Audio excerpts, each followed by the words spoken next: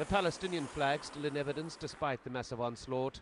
A war, says Israel, intended to end the activities of Hamas, a movement that refuses to recognize a self-defined Jewish state, and one that formed the majority in a democratically elected Palestinian government less than 3 short years ago. Standing outside what is still called the Arafat compound, a senior police officer. Unwilling to give his real name, he asked to be called Abu Hatel, and takes us inside the main headquarters of the security services in Gaza. Work is well underway in attempting to restore order to the shattered buildings. And with the glass crunching under feet, we walk along the road to the police training division. On one side, a parade ground scarred by a massive crater. This is where the first rocket struck without warning 2 days after Christmas. There were 40 young trainees lined up here. All were killed. Some might have supported Hamas, some its political rival Fatah, and some may have had no political allegiance at all.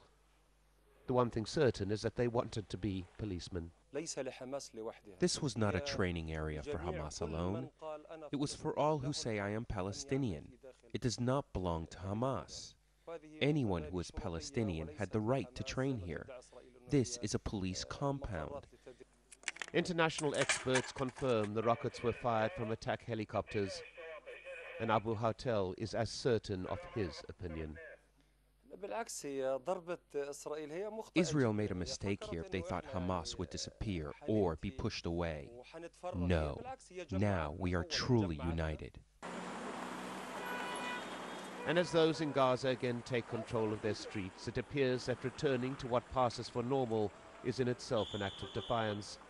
The power lines are being repaired as they've been so many times before. The faithful whose mosques have been destroyed pray in the open air. And there is newly harvested produce in the Beit Lahia market, the aroma of the spices masking the lingering smell of burnt flesh and cordite, the smell of war.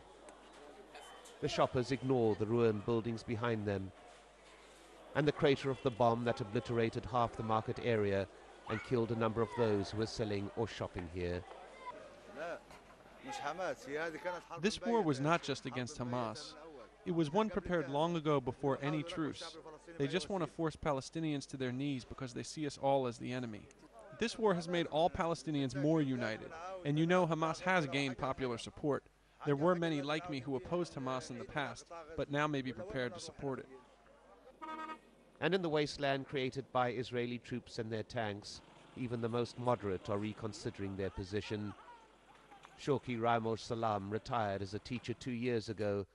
He saved for 15 years to build his dream house, shared by his wife and children. This is the way the Israeli forces left it.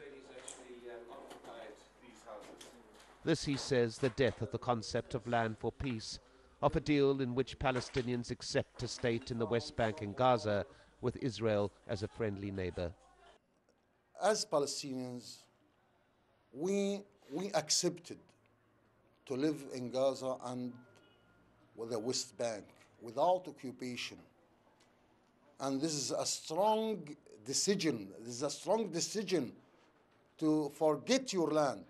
But the Israelis do not accept this. Even to give them more than 80% of our land, they can't accept this. They speak about terrorism, and I want anyone in the world to tell me if there were any terrorism like this. Throughout their history, the Palestinians of Gaza seem to have suffered it all.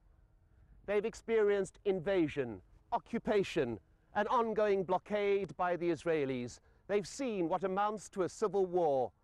Yet never, never has so much wanton destruction been caused. And yet, as great the destruction, as strong the swelling desire to recreate.